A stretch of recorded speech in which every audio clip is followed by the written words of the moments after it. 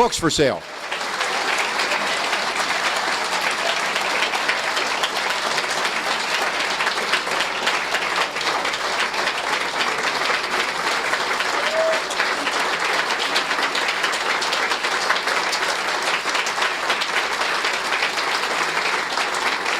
Thank you.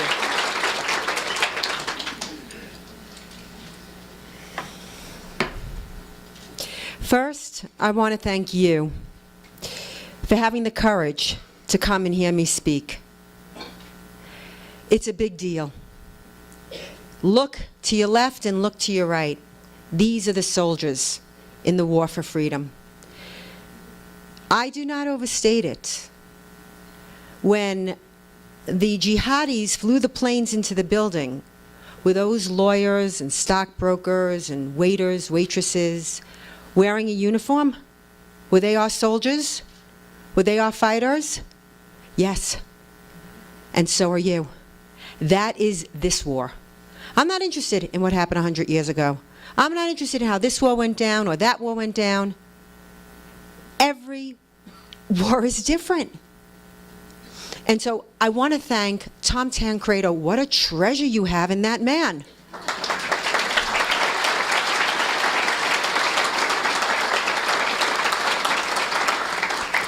You know, these groups, Tea Party groups, team packs, they're great. They invite a speaker. Everybody's so happy. Rah, rah, rah, you know.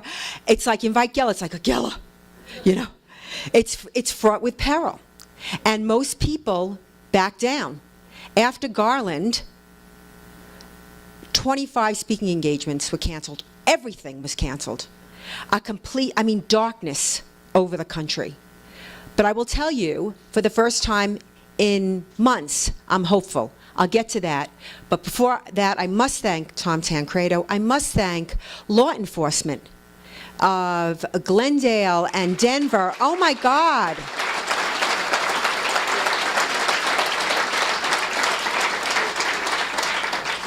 The threats come and they're very real. Here we are, 15 years, the crystal anniversary of 9/11, and nothing is clear, let alone crystal. Imagine that I don't worry about the fanaticism of the enemy as much as I worry about the confusion on our side. Now, my journey really is quite illustrative of the whole of the war. 9/11, previous to 9/11, I was your quintessential New York City career girl, publisher of the New York Observer, love my fashion, love my life, love my jokes. I assumed my freedom. And so on 9/11, when I was watching those towers come down, my premise was shattered. I didn't know who had attacked the country, and I felt guilty about that. I set about to find out. I read Ibn Warq and Bacheyor and Robert Spencer. And I noticed that the more I found out, the more the elites, the cultural media elites, were scrubbing and whitewashing. Of course your children don't know anything about 9/11. It's a day of service, don't you know? It is not a day of service. It's a day of mourning. Largest terrorist attack on American soil. You want a day of service? You make it 9/12. But again, it's a way of the leftist Islamic alliance, the red-green alliance, of obfuscating an issue. And this is what we're living in now, the age of deceit, the age of fear. I started a website because increasingly the media was abandoning its role in the telling of this story. And I was commenting on jihad blogs, many of you know them. And someone sent me a template, and I started blogging, started Atlas Shrugs. Now, it's important that you know this and understand this, because I'm just a girl. I'm just an individual who started blogging, and the work that you see and you know came as a result of the mothership, Atlas Shrugs. The ads, the lawsuits, all of it. And I know that they want to paint me as some kind of a hater, racist, Islamophobic, anti-Muslim bigot. I'm sure you've heard it all. And yet, when they talk about care, an unindicted co-conspirator in the largest terrorist funding trial in our nation's history, half of their leadership is convicted of jihad terror-related crimes, they're the largest Muslim advocacy group in America. Things don't just happen. They are made to happen. What you are seeing, the Islamization of the workplace, the Islamization of the public square, the Islamization of your children's curriculum, is all by design. It is not by happenstance. It is a huge machine. George Soros spends upwards of $1 million to come up with opposition research on me and my colleagues. We now know that Soros and other leftist organizations were paying media. There's conspiracy theory and there's conspiracy fact. We now know it's conspiracy fact. Paying media to push the nuclear pact with Iran. NPR, the venerable NPR, I mean, we're not talking about Daily Kos here. NPR received $750,000. There is a machine at work to destroy your freedoms, to destroy you. It's a war. And I will tell you that the rules of engagement in the information battle space are as brutal as the rules of engagement in the fields of Afghanistan. It is a war of ideas. And this is why I do what I do. The lawsuits, the ads, I know I'm a provocateur. Yes, everybody wants this kind of attention. Let me tell you how glamorous it is. The ads. Let's talk about the ads for a second. As you know, I've run ads in cities that caused enormous controversy. Why did I run those ads?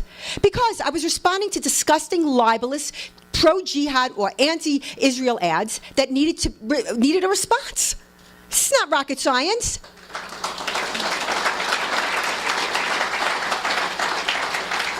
Every blood libel against Israel runs without consequence. So in New York, a particularly disgusting ad was running, and I ran an ad that said, in any war between the civilized man and the savage, support the civilized man. Support Israel, defeat jihad. Yeah? It's elemental. No, you can't run them. And so it took a year. My law firm and I, American Freedom Law Center, sued. We won. We got those ads up, and heads began to explode. And every television interview, newspaper interview was vicious. I don't care. You know why? I'm right. What's the problem?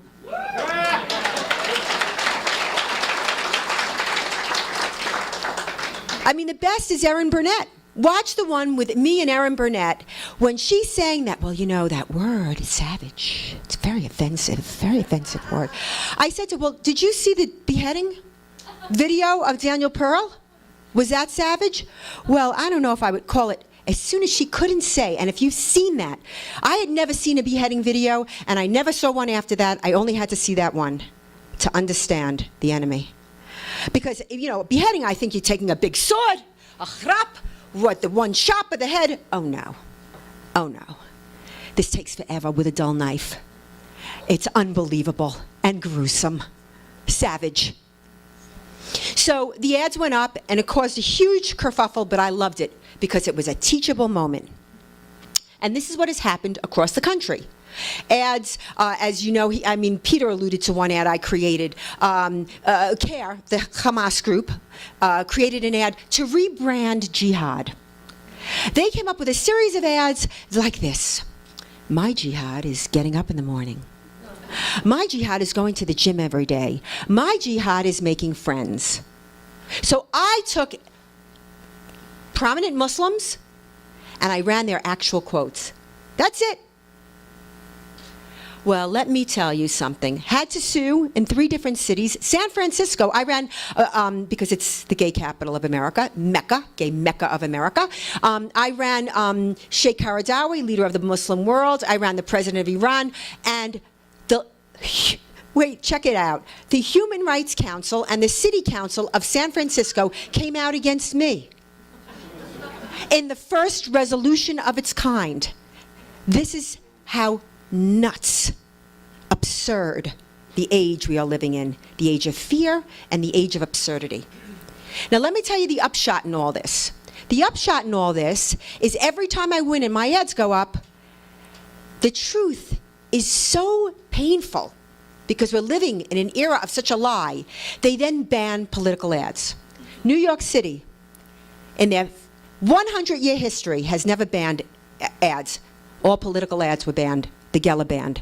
Washington, D.C., Boston, Massachusetts, Miami, Chicago, Seattle. That is a violation of the freedom of speech. That's a different lawsuit.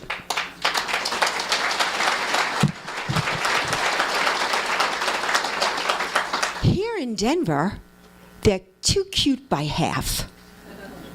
They say that they run political ads. And right now, as we speak, they're running vicious Boycott Israel ads. Boycott Israel, that whole boycott, divestment, and sanction movement, so that you understand what it is the same thing as Kristallnacht, the Nazi template of economically boycotting Jews to dehumanize them and delegitimize them. It's the same thing. Different coat, same person underneath. It's a vicious dehumanization campaign. Anyway, so I submitted ads to Denver of Muhammad quotes. Again, I never editorialize, ever. And it was Muhammad saying, I have been made victorious through terror. All of his direct quotes. Now, they wouldn't run it. Oh, first they made me go through, yeah, I had to prove everything I said. So Bukhari, Quran, everything. Then they said, we're not going to run the ads. So I have to take Denver to court now. And you wait and see. In a year, oh yeah, they will ban ads here. But what you can do is, you can start calling up the TA in Denver and start making a ruckus, which is exactly how the enemy gets his way. Start making a ruckus. When you get up in the morning, you say, what can I do today to save the Republic? You have to make a ruckus. You have to make some noise. You have to do this. You know, it's an interesting thing, this war. It's like people get so upset. They're like, oh my God, the problem is so big. I can't handle it. It's insurmountable. You know, why do they think of it this way? It's like a doctor saying, oh my God, there's so many sick people in the world. I can't cure everybody. I'm not going to cure anybody. Really, think about it. They won by drip, drip, drip, relentless drip, drip, drip. That's what we have to do. You have to, every time you see an injustice, you have to fight it. For example, Tom Tancredo brought up Facebook. Ha ha ha, wasn't it funny? I'm not going to make jokes because I don't find any of this funny. I'm sorry.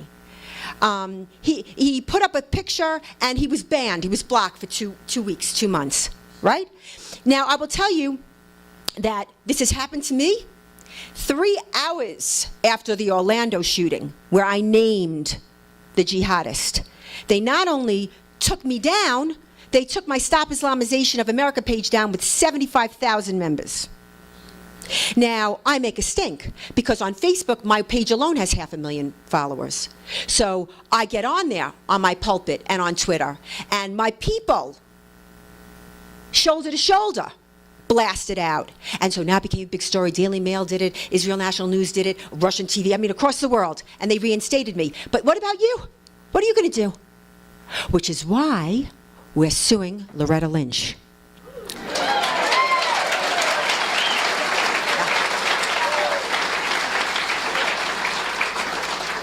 Why are we suing Loretta Lynch? It's an excellent question. Because I mean to win. I won't sue because a lawsuit sounds good. We need to win. When people file bad lawsuits, they set bad precedent for us. Loretta Lynch is being sued, Department of Justice Attorney General, because Facebook, Twitter, and YouTube enjoy immunity from these lawsuits, violations of the First Amendment, under Section 230 of the FCC Code. So we're going to sue, we're going to win, and then we're going after Facebook. Oh, yes.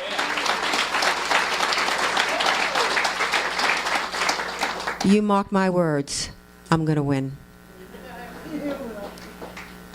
The hardest thing to explain is the glaringly evident, which everybody has decided not to see. That's the era we're living in. Let me tell you, 2 weeks ago, George Washington University hired Jesse Morton. Jesse Morton is a jihadi convicted of jihad terror-related activities, plotted death threats against me, plotted to kill the producers of South Park because they put Muhammad in a Huggy Bear costume, remember that? And he was a recruiter for ISIS. He was sentenced to 12 years in 2012. Today, he is out and he has been hired as an expert on Homeland Security at George Washington University. These things don't happen by accident. I can tell you right now, I don't speak at university. Last university I spoke to was Brooklyn College. Watch it. Watch it. Muslim students stood online for hours to get in. Watch that speech. We don't get invited. Not Robert, Spencer, Ibn Warwick, Wafa Sultan, Noni Darwish, no. But he is an expert. But Tariq Ramadan, the grandson of the founder of the Muslim Brotherhood, the silver-tongued snake, he's evil. He's welcomed, paid $30K a speech. You know, the Ground Zero Mosque, which, by the way, 6 years ago today, we had 35,000 people at Ground Zero. And looking at the left, Marco was here. He photographed it, amazing photographs. And by the way, we defeated that mosque. It's a big deal. I don't mean to be jumping all over the place, but there's a lot. I want to bring that up, the mosque, quickly, because I want you to understand, no matter how insurmountable the odds, you had a president who came out in support of the Ground Zero Mosque at the iftar dinner. And the media wanted this mosque. You saw how nuts they went on me. An Islamic center a few blocks away from the ground, excuse me, it was a 15-story mega mosque in a building that was destroyed in the 9/11 attacks. That's Ground Zero, okay? So, I mean, media wanted it. The mayor of New York City at the time, Mayor Bloomberg, wanted it. If we don't build the mosque, the terrorists will win. You can't make this stuff up. And mind you, think about in the age of ISIS, what that mega mosque at Ground Zero, Mecca on the Hudson, would have meant symbolically in the world. So you had the mayor, you had the media, you had the culture, you had the Jon Stewarts, you had the president, and we defeated it. I tell you, the power of the people is the greatest power in the world. Do not underestimate your power. This is what they want you to do. You see, because this country was based on individual rights. It was the first country in the history of man, the first moral government in the history of the world based on individual rights. And everything brilliant and noble that we achieved as a nation was a logical fidelity to that principle, the power of the individual. When people talk about American exceptionalism, something President Obama will never begin to understand. So when he's asked, you know, do you believe in American exceptionalism? Well, I believe in it like I believe in British exceptionalism and Greek exceptionalism. That's what he said. Wrong. Wrong answer, President Obama. American exceptionalism is individual exceptionalism. It's the exaltation of the individual. That is something that we cannot lose in this country, or the country is forever lost.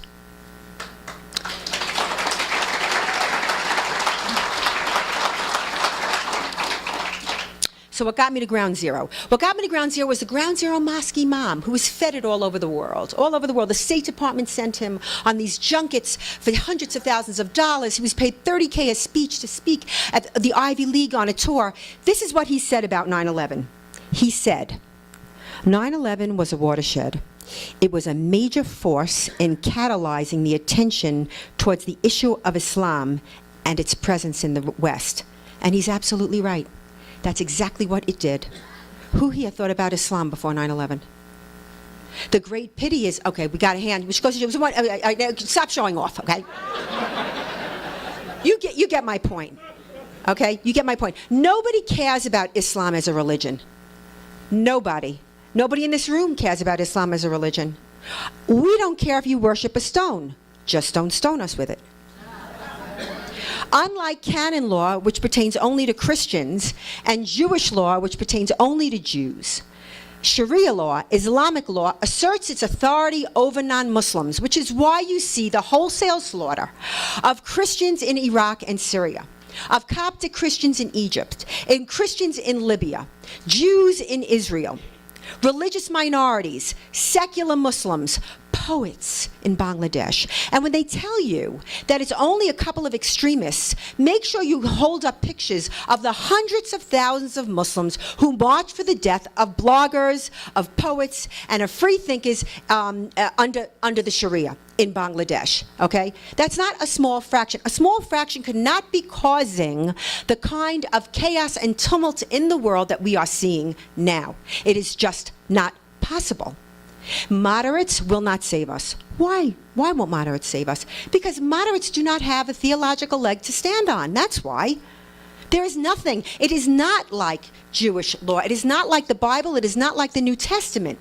Because you are not allowed to reform or reinterpret in the word of the Quran, the word of Allah. This is very important that you understand this. You know, I'm Jewish, and I can tell you that in Jewish religion, Judaism, they encourage you to talk. They encourage you to think. They encourage you to question to a point where you want to say, shut up already, you know? Always question, always educate. Oh, this is driving force. You are not allowed to do this in Islam. If you attempt to reinterpret or reform the word of Allah as seared into the memory of Muhammad, it is the crime of hypocrisy. Hypocrisy is punishable by death. It is like apostasy. They cannot. You need to understand this. You need to understand why the enemy is so relentless. Remember, after 9/11, it was all about bin Laden, and it was all about Al-Qaeda, and it was all about bin Laden, and it was all about, well, bin Laden is dead. And Al-Qaeda has basically been vanquished into different groups, by and large. I mean, Zawahiri's sitting in some cave somewhere, whatever. But why is it that Zawahiri can say, or Baghdadi can say, Australian Muslims, go kill the infidel. Kill the infidel. The Quran tells you to do it. And the next day, a guy walking his dog is stabbed in the neck with a giant knife. What is doing that? It's the ideology, and that is why we have failed 9/11. President Bush, when I read these notes of Ari Fleisch's that were released yesterday, the notes he was taking during the attacks, I was struck. I was struck by two things. A, Bush said we are at war. So if you're saying we are at war, how could you say Islam is a religion of peace? How could you say that? And Andy Card said to him when he said, Bush said, is my dog okay? And he's like, yeah, he's nipping at bin Laden's feet. They knew it was bin Laden. I mean, this really unnerves me. Why? Why scrub? The scrub-a-dub all the time, every day. Every day, these knife attacks, if you're not reading Atlas Shrugged, you don't know about them, but they're every day. Austria, France, UK, you think it's not coming here? I tell you it's coming. The only difference between them and us is numbers, which, by the way, Obama means to fix on his way out. Europe is destroyed. Europe is now, we are watching the complete meltdown of Europe. Girls can't go out. Okay? They can't leave their house. They report sex crimes every music festival since Cologne. And by the way, Cologne, I don't know if you know what happened in Cologne, New Year's Eve in Germany, Cologne, massive sexual attacks, robberies, okay, by the migrants. It wasn't just Cologne. It was Stuttgart. It was Stockholm. It was Oslo. It was in France. It was literally a continent-wide terrorist attack. That's terror. When you don't protect your young girls, you have no future. Because as a country, I don't care how big and strong and brave your men are, young women are the future of your country. And if you don't protect them, you are finished. And that's what's happening. Everyone is so afraid to insult Islam. That is the Sharia. In Garland, Texas. Why was I in Garland, Texas? I was not looking to provoke anybody. 3 days after the Hebdo slaughter, Muslim leaders in America gathered in that venue in Garland, Texas, to stand with the Prophet in support of the Sharia. If there was ever a time to stand up, American Muslims, and show that you can integrate and you can be compatible with the First Amendment, wouldn't it have been then? No, they held a conference against Islamophobia. What is Islamophobia? It's a thought-crushing device designed to kill any criticism of Islam. That's Sharia. Under the Sharia, you cannot criticize Islam. It is punishable by death. That's it. So we went to Garland because Muslim leaders in America stood up for the Sharia, and the media just, thought that was darling, And we held an art exhibit, and the point was to show Muhammad was depicted all through 1400 years. He's been depicted and they weren't killing people. Why are they doing it now? To violently impose Islamic law on the West. And it's working. You know, Salman Rushdie just did an interview recently. You know who Salman Rushdie was. 1979, Ayatollah Khomeini, supreme leader of Iran, issued a fatwa on his head because he insulted Muhammad in his book, Satanic Verses. Here's what he said when asked would he do it again. He said, I'm not sure. He said he would not receive the same support from his peers as he did in 1989, that the response to Hebdo was pathetic and weak-willed. He said, they would call me an Islamophobe today. This is how far we have traveled since 9/11. How can anyone say 9/11 wasn't successful? We've got to stop discussing it in their terms. This is key. There must be a revolution of the mind. We must stop being on the defense. No war has ever been won on the defense, ever. Operation Fetal Position is no strategy for victory.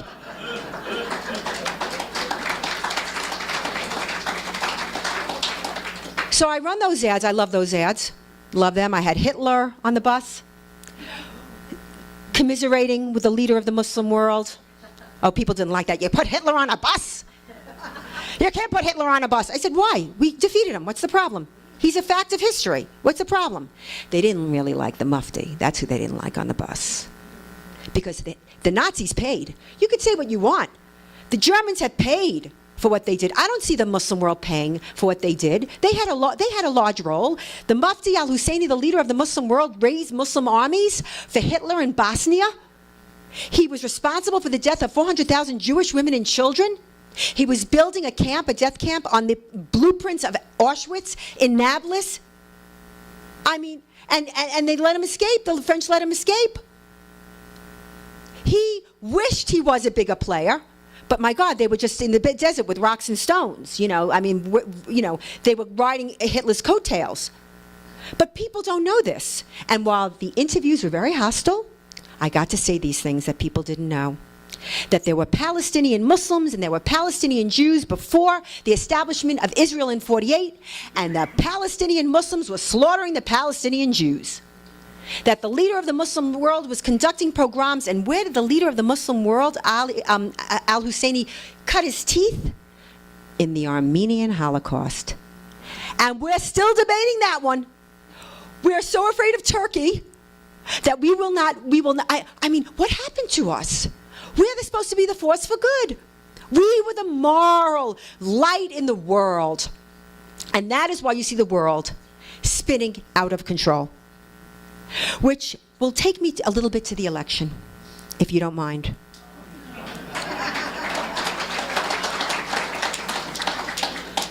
First, I want to say something. I don't know if any of you saw the video today of Hillary.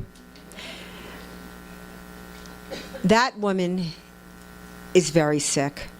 I mean, I've been studying this woman for a long time. I have no love for this woman whatsoever. She's a criminal. She's evil. She is. She sold out this country, pay for play. When we left the White House, we had no money. We were dead broke. Okay, she has $100 million now. She didn't produce anything. She didn't create anything. She didn't make anything. How'd she get that? Selling influence. $1 billion, the Clinton Global Initiative. $1 billion around Haiti. They did nothing. She is a criminal. She is evil. In her right ear, literally, Julian Assange leaked that document that it's Huma who's in charge of her earpiece, Huma Abedin, Muslim Brotherhood scion. I mean, oh, and when it comes out that she was the editor of a jihad journal that said America was responsible for 9/11, they said, oh no, her name was just on the masthead. She didn't work there. Oh, wait a minute. Why was her name on the masthead? She was famous. She was famous in 2005? Nobody knew her. They say whatever they want, the media repeats it, and you're supposed to shake your head like a bobblehead, okay? But this video today, she's sick. I'm telling you, look at it. She's a sick woman. They don't care, and I'll tell you why they don't care. They want to get her in. Tim Kaine is a Soros puppet. He's as bad, if not worse, than all of them. That's all they want. It doesn't matter who the puppet is in there. It is an evil machine that just has to get the power to finish the job that Obama started.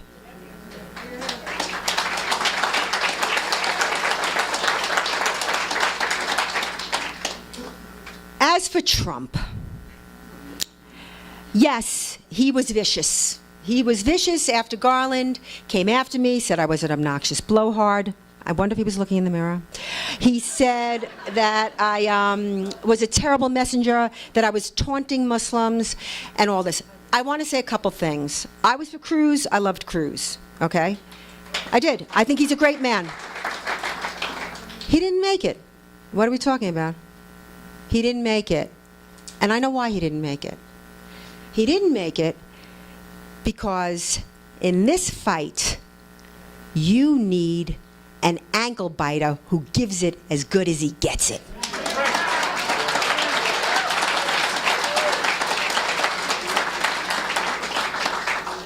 You need someone who, when is questioned by the media, is not going to start like trimming his narrative and backing back and re-explaining. He gives them the middle finger. I'm sorry, but that's where the Democrats took this election, into the gutter. And you say, well, I'm not going to go into the gutter. Oh, really? Then you're going to lose. I'm sorry, it's just the way it is. Nobody else could win. I don't know if he's going to win, but I can tell you, he's the only one who can win.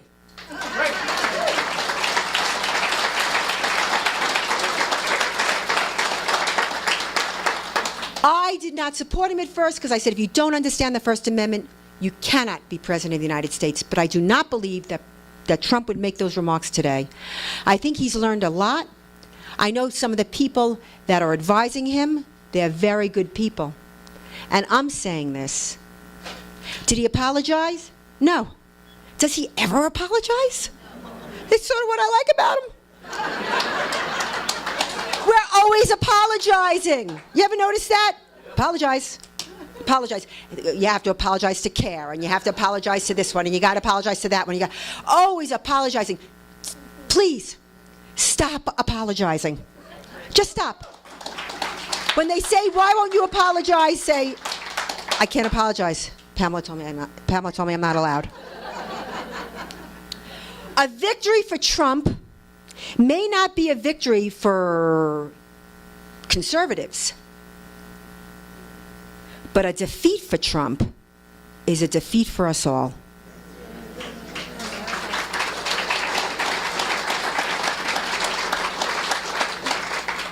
We must be more aggressive. We must go on the counter offense. You know, everyone's always talking about diversity. You notice that? Diversity and multiculturalism. We need more. There is no diversity of opinion in the world of diversity. You notice that? It's shirt color, skin color, hair color, this color, that. All the things that have nothing to do with here and here. Nothing. We can't even have a conversation. There is a problem in Islam. And the problem is we can't talk about the problem. And we need to open it up. I mean, crack it open at this point. If they call you an Islamophobe, bow. Okay? If they call you a racist, I mean, this is what they do. Racist has a worse connotation in this country than murderer. He's a murderer. Oh, really? What happened? Did she cheat on him? All of a sudden, people are making excuses. You know, you got Hollywood activating for a cop murderer. You know, there's something chic about it in this polluted and sick, morally inverted world that we live in. But racist? And what's interesting to me is how Islamic groups have adopted the narrative of the African American community, which of course for me is hysterical, but it's not. Because in Arab countries, the word for black is abid, slave.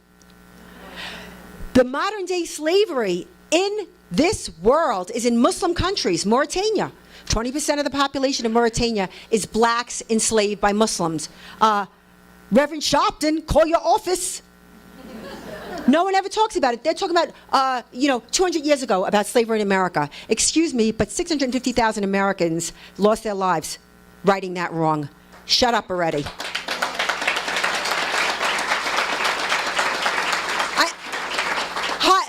Blacks enjoy the highest standard of living in this country. Enough. Basta. But you see, once you've compromised on the idea of rugged individualism and individual rights, then it's a very, very slippery slope. So when you say, what can I do? You can do everything. You are out in the world. You see what's going on. You are grandparents. You are parents. Read your children's textbooks. Do you know they're being taught the Shahada? Do you know they're being taught the 5 pillars of Islam? I don't know. I have not seen one class teaching the Lord's Prayer, let alone the Shema. You've got to speak up. You've got to go in and change it. I think the universities are gone. I mean it. I think they're finished.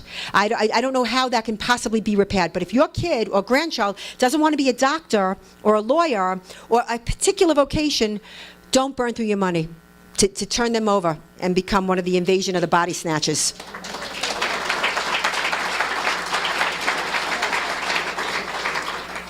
The world is changing. You may not see it from yesterday, but nothing happens for decades, and decades happen in a day, and people are seduced by the illusion of permanence. This is not the same country it was 15 years ago, and it's certainly not the same country it was 30 years ago. The left declared war with, a little girl in a daisy. Remember the little girl in the black and white commercial? Little girl in the daisy. It is the worst kind of evil with a happy face. This is what we're seeing. You cannot be fooled. You must have the courage of your convictions. You are right. You are righteous. Do not bow down. Do not back down. If you're in a bakery and you hear somebody say something stupid, answer them. Answer them. So you're going to lose friends? You don't want those friends. I mean, actually, I have no friends. I really did. I really lost a lot of friends, it's true. But I can't talk to somebody who's off their minds. We are living in the age of absurdity and lies. My God, do you remember the narrative was every time there was a jihadi attack, lone wolf, lone wolf. We hear about the lone wolves every day. Well, that's a lot of lone wolf packs. There are no lone wolves in the global jihad. President of Turkey, Erdogan, oft quotes an Islamic poem. The mosques are our fortresses, the minarets are our bayonets, and the Muslim faithful are our soldiers.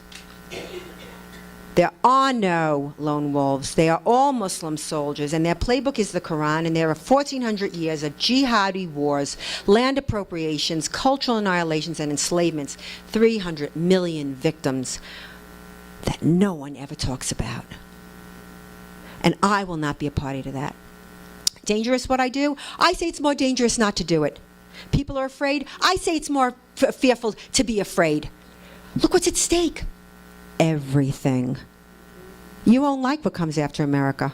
And whether Trump can purge the DOJ, yeah, you got to purge the DOJ. When you have William Killian of the Department of Justice vowing to criminalize social postings on Facebook, Twitter that offend Muslims, you better get involved. Now, when I read that, and he was going to announce this at an outreach meeting in Manchester, Tennessee. Hello? Clarion call, everybody haul butts to Manchester, Tennessee. And you know what? They did. In a town of 10,000 people, 2,500 people showed up. The place, it was a little place, like a little bit, was overwhelmed. And they backed off. I'm telling you, you got to get off the couch. Now, I know I'm preaching to converted because you're here, but maybe this video will go out elsewhere. There are people that are feeling defeated. I mean, at these functions, people will say, oh, he lost. Says who? Katie Couric? I tell you, there is hope. I mean tangible hope, real hope. Brexit was hope.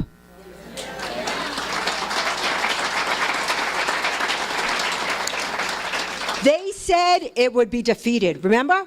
They said it was over. Farage, who led the fight, right? He conceded 3 times that night. Absurd. But it won by a lot.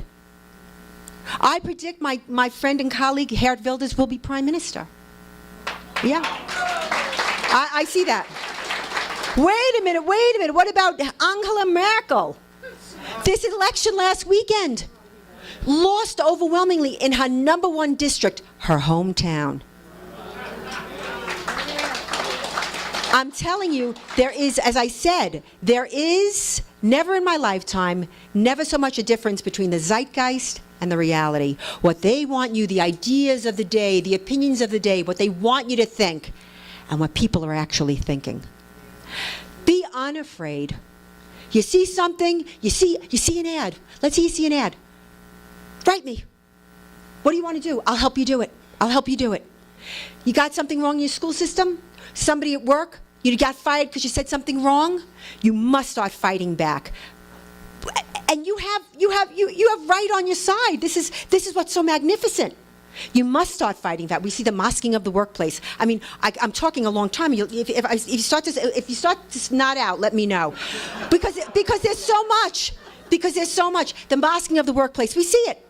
Heinz, Hertz, Disney, Walmart, the big American iconic companies. Okay, they're being sued. Disney's being sued because she wants to wear the hijab. Well, Disney has a dress code since 1957. So Disney, this is always, whenever they try and appease, that's when they go for the jugular. Disney says, you know what? We'll design a costume incorporating your Islamic garb. Because, yeah, they said, look, well, you can work, everybody wears a uniform, go to the back office, we'll put you in the back office. I don't want to be in the back office, I want to be on the floor. Yeah, of course. So he said, okay, we'll design a costume incorporating the Islamic garb. And they did. And she goes, I wouldn't wear that thing. Oh, but you wear that thing. So Disney's being sued.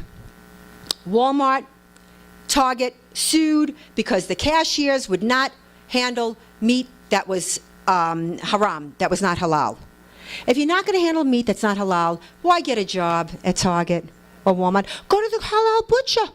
Get yourself a job there. Sued and lost. Sued and lost. Hertz, and it's always the companies that are the most benevolent, the most giving. Hertz was giving prayer rooms, prayer rugs, and prayer times. But here's what happened to sweet, kind Hertz. They weren't coming back.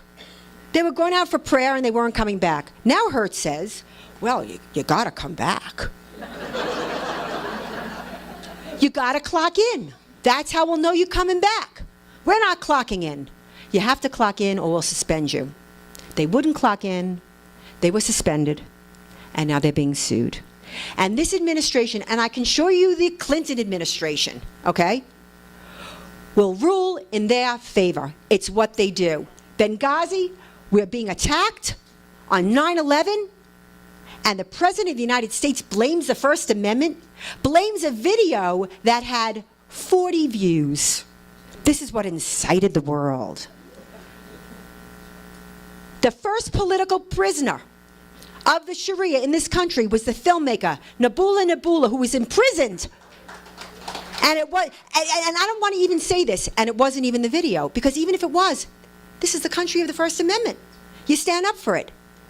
Hillary Clinton invited the OIC. The OIC is the Organization of Islamic Cooperation, the world's largest body, consisting of 56 Muslim countries and the Palestinian authorities. I hate saying the word Palestinian because there is no such thing, but that's another speech. They have been seeking to impose the defamation, the blasphemy laws under the Sharia on the West since their inception. And let me say this. There is no blasphemy in a democracy. I'm sure you don't like it when they say nasty things about Jesus Christ. When on South Park they they have him smoking cocaine. All terrible. Nobody likes it. But you're not going out and you're not killing people over it. Okay? On campuses, Jewish students are not safe. If you are pro-Israel, you're going to get an eviction notice on your door by Muslim students. They're going to harass you. They're going to beat you up. That's a fact. And the administration are scared to death of the Muslim Brotherhood groups like the Muslim Student Association that, with force, impose their Sharia and their Jew hatred. Islamic Jew hatred. It's in the Quran. This is what we see over and over and over. The lack of civilizational self-esteem. Where'd it go? Go watch those movies with Robert Mitchum and John Wayne, and they just walk like Americans, you know? Like, we're great. We're Americans. Such a thing. And they've worked so hard, decades and decades, to destroy it. And I tell you, they're on the cusp. They're on the cusp now. You know what was the most disturbing? Let me tell you one last thing. The most disturbing thing about Garland. The most disturbing thing about the Garland terrorist attack. Not that we were attacked. Not that a cloud of darkness went over everyone that couldn't see, like the spell of Islam. 2 weeks ago in North Carolina, a leading recruiter for ISIS was arrested, Eric Jamal Hendricks. And in the indictment of Eric Jamal Hendricks, it comes out that he was the ringleader of Garland. He was organizing Sufi, and he was organizing Ibrahim Simpson, and it gets better. He's still at large, right? 15 months later, he's the ringleader, right? And there are conversations with him and the undercover FBI agent. Now, this story broke. It broke big because in the transcript it said that the FBI agent said, tear up Texas. So the left, Daily Beast, New York Times, they all went nuts like, you see? The FBI entrapped them. Oh, wait a minute. So, like, if the FBI said to me, tear up New York, I'm going to strap one on, get myself an Uzi, and kill hundreds of thousands of people?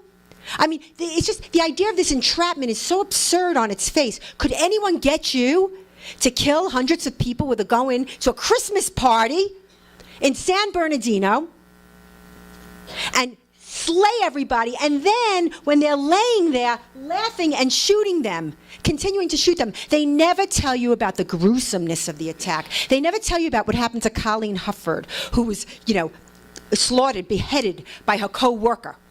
By her co-worker because she said something negative about the Sharia. And the mosque was teaching the caliphate. We knew this from an informant. Not the media didn't have the story. I got it from Robert Spencer.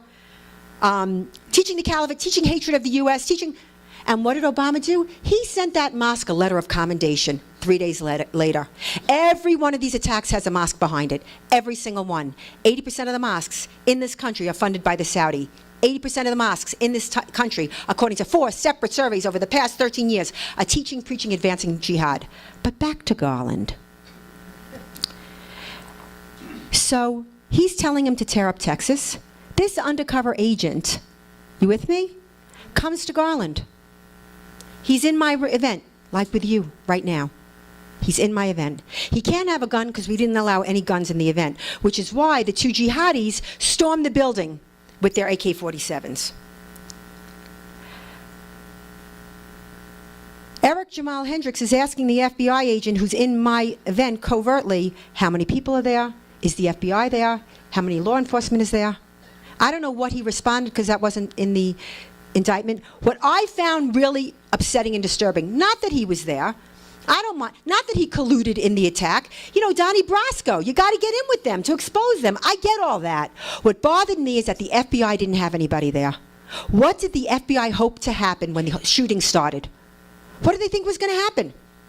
Look around you. Look how much, when we do these events, look around you. Look what we have to do. For me to have this conversation with you, look at the little army that we have to have just for me to talk to you about this. That's the state of freedom in this country. That is the low state of freedom in this country. I know that. Which is why I had an army there, and which is why, unlike San Bernardino, and unlike Orlando, and unlike Fort Hood, and unlike Chattanooga, and it had the best American outcome. The best American outcome. We exposed the jihad cell. We took out the jihadists. We arrested other people. But you never hear it in that context. And I will tell you the very best thing that happened out of Garland. The very best thing that happened out of Garland was this jihad cell had been planning for a year. They had been going out into the desert, practicing target shooting. They had wanted to blow up the Super Bowl. Why am I telling you this? Because if it wasn't my event, it would have been something else. It would have been a movie theater. It would have been a mall. It would have been San Bernardino. And people would be dead today. We saved lives. Make no mistake about it.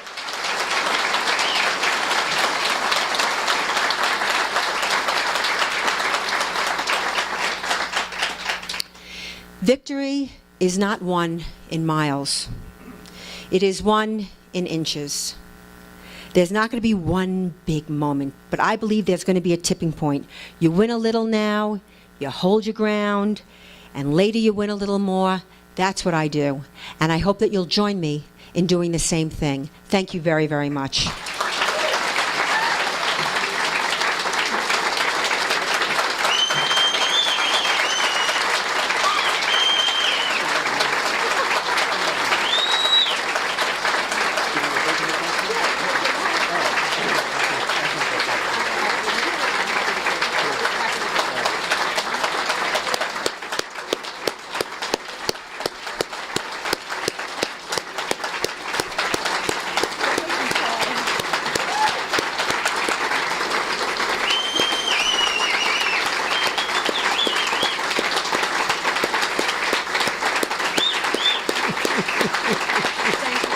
That's,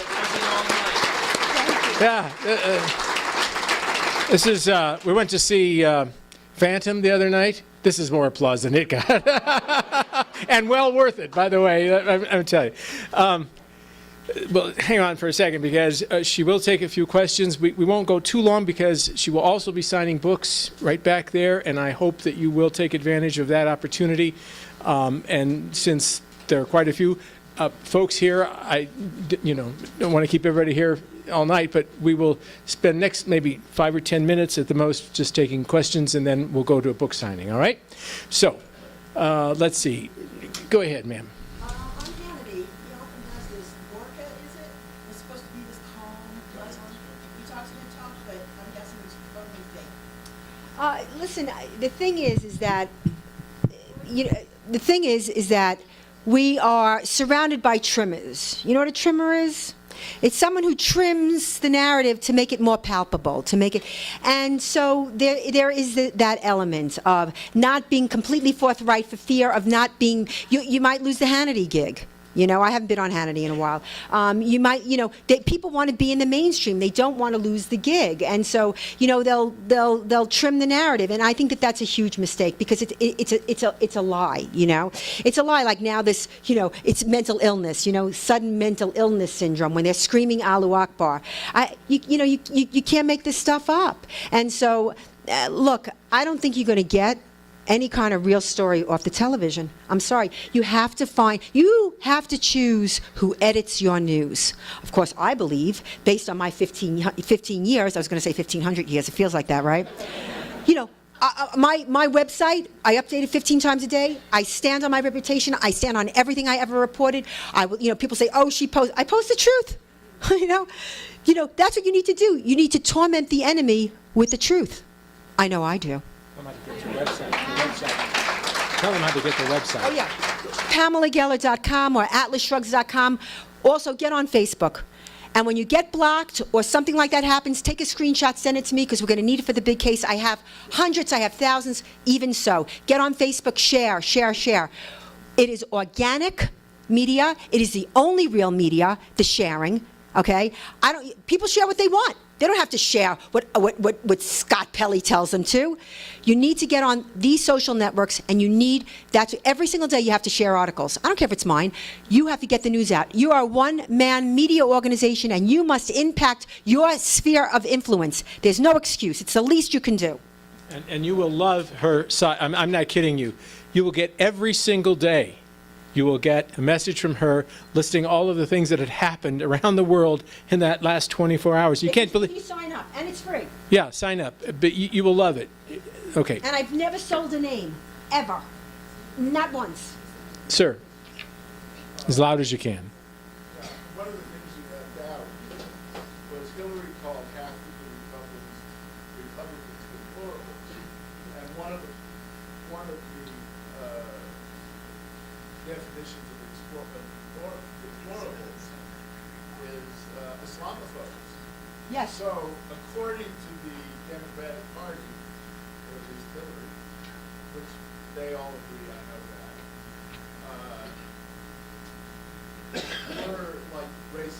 It's what she said that. She actually used that word, and she used Islamophobes too. Listen, this is what they do. Look what happened to poor Matt Lauer. Anyone that goes off the reservation, no matter how many dedicated years of service, okay? This is totalitarianism, don't you see? And they mean to shut down. President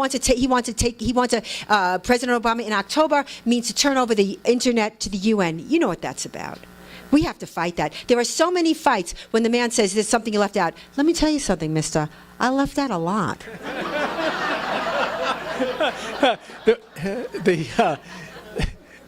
Let's see. Let's go back of the room there. Yeah. Yes, sir. Just yell it out. Where have you been all my life?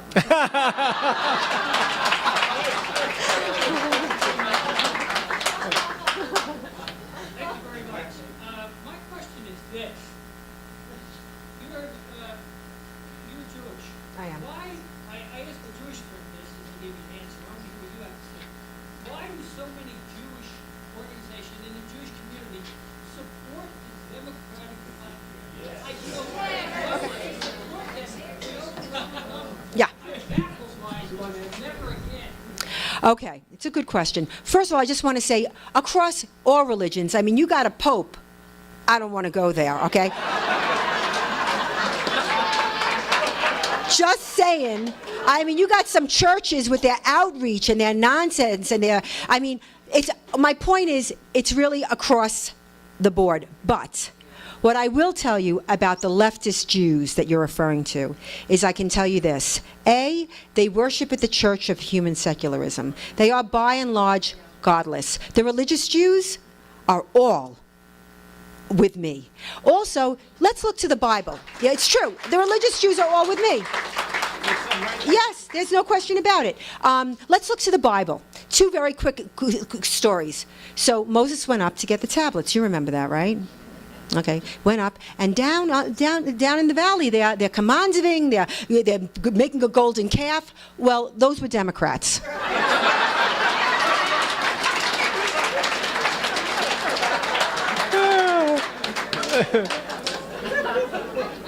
All right, right here, sir. Yeah. I just wanted to mention that I'm Derek. I went to the 9/11 Freedom Rally and photographed down there, and the invocation was given by a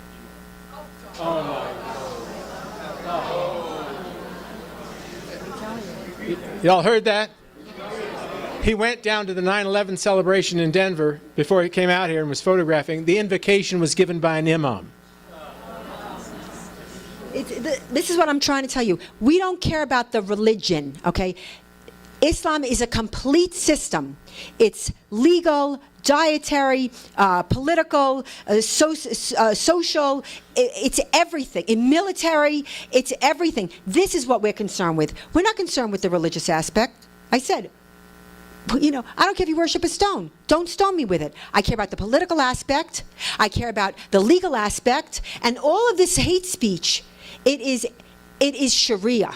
The word hate speech is a euphemism. It's a way of taking a steaming pile of dung, putting it in a Tiffany box with a little white ribbon, and serving it up to the unsuspecting American consumer. Hate speech is, I mean, there should be no, this was Bush's mistake too. Never should have signed off on hate crime. All crime is hate. You're criminalizing thought. That's a huge problem. What should he have done where he goes and attends this and an imam, which is absolutely disgusting and disgraceful, gives an address? Well, I would have said, you know, I would have gone over to whoever the organizers were, and I would say, where is the priest? Where is the rabbi? Where is the Hindu? What do they have? Thank you, guru. I don't know. Is that racist, guru? It's a joke. That's what I tell my parents that write me, where they have care coming into the classroom. You have to know how to fight. You have to know how to win a war. You don't go in and say, I don't want that imam. I don't want in that classroom. You go in and you say, if you're going to have an imam in the classroom, I want a rabbi. You have to do this. Don't even bring up Islam and go in when they teach the Shahada. If you're going to teach the Shahada, you have to teach the Lord's Prayer. You have to teach the Shema. I'd look up every religion in the world. What do the Zoroastrians say? What do the Baha'is say? They have to do this because it is a violation of the Establishment Clause, and that's another lawsuit that we're quietly pursuing. This really is a violation. The public schools really, what they're presenting under world history is nothing but dawah. They're not teaching Islamic history. They're not teaching the unfathomable slaughter, for example, of Hindus by Muslims in India. I mean, or the Jewish. I mean, go online, go to YouTube, okay, and put in Khyber. Because at every rally against Israel, at every the Marmara, in Jerusalem, in Paris, in London, everywhere they're singing Khyber, Ya Yahud, Seish Muhammad, Sayaud. Everywhere, from sea to shining sea. And what is that? Khyber, Ya Yahud is they're saying, Khyber, remember Jews, remember Khyber. The armies of Muhammad are coming. Why? Because Muhammad exterminated an entire tribe of Jews, beheaded the boys and the men and took the women as slaves. And so they're saying, we're just being Muhammad. We're just following the perfect example. So, I mean, why is Khyber taught? Do you even know about Khyber? If the one guy raises his hand and shows off again, I'm throwing him out. Okay, that's going to be it now. But I want you to please, if you will, just for a few minutes, stay seated because we have to move her from place to place, and we can't do that when there's a big crowd. Yeah. I want to just... And buy the book. It helps the work. It funds the work. I bought the books. Also, I have a few of the movies. The Ground Zero Mosque movie, it's very good. We made it professionally at Palm Studios. It's the story that no one knows. How did we defeat that mosque? That movie will, and it's really fun for the whole family. Popcorn, champagne. It really is. The only thing that I disagree with in her entire speech is when she said, "I have no friends." I think you've got thousands and thousands of friends. Okay. All right, so that's it. Stay seated for a little bit. You guys want to? Yeah, go ahead. Yeah, that's exactly right. We are absolutely. There's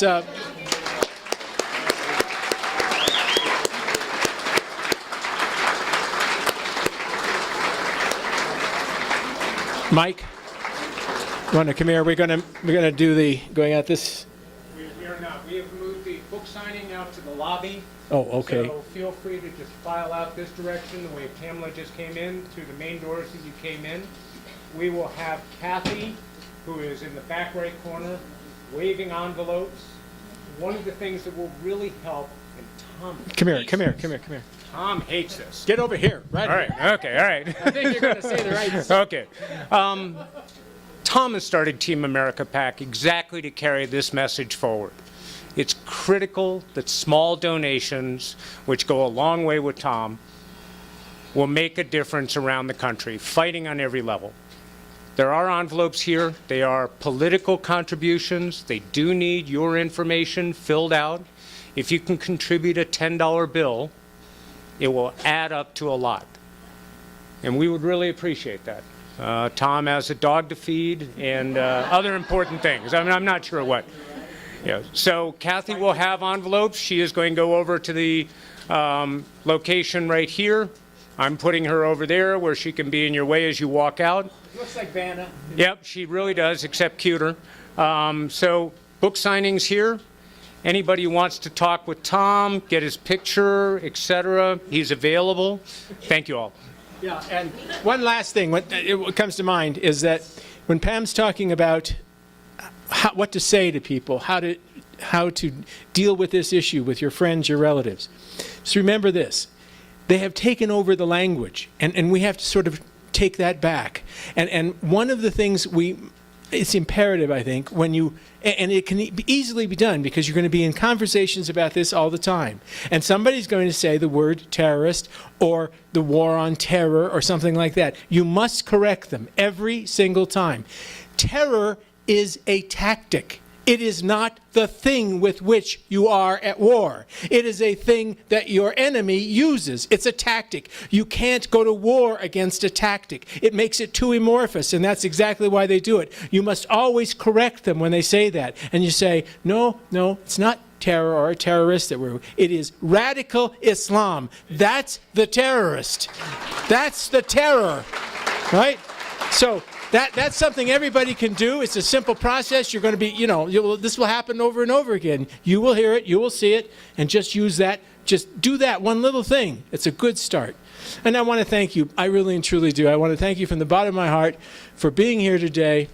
And again, all the people that helped put this together, my wife and my sister-in-law who were at the table coming in. Thank you, dear. Thank you very much. Everybody did a great job. Remember the things she says. Keep her in your prayers. Keep America in your prayers. We all desperately need it. Thank you again. Bye-bye.